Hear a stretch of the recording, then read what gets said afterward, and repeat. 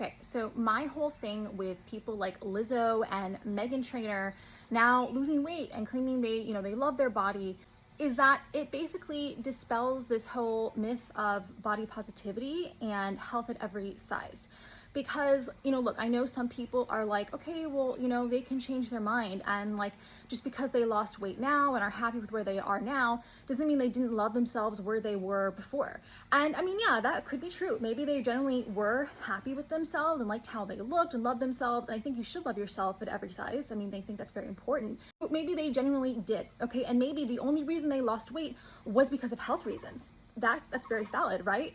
But even still, okay, you can say, well, I love myself fat and I love myself, now that I'm skinny and I only lost weight because of health reasons.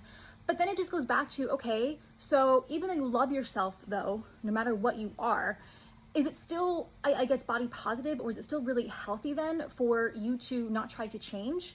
Like, I think it's great to love yourself when you're fat. You should, but that doesn't mean that you shouldn't try to change, especially if it's bad for your health. And they are basically acknowledging then that being fat is bad for you. So I think that even if you love yourself when you're fat, you should still try to change. I think that's just a positive thing. I think it's actually very negative and very harmful to say, oh no, just accept yourself as you are, no matter what.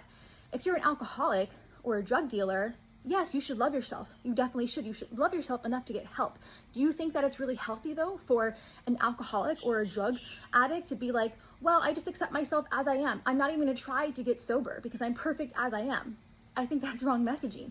And furthermore, I think the reason people are mad at people like Lizzo and Meghan Trainor are because they made countless songs about how much they love themselves. And Meghan Trainor even went so far as like skinny shaming other women. So it's like, now you're just totally reversing on that.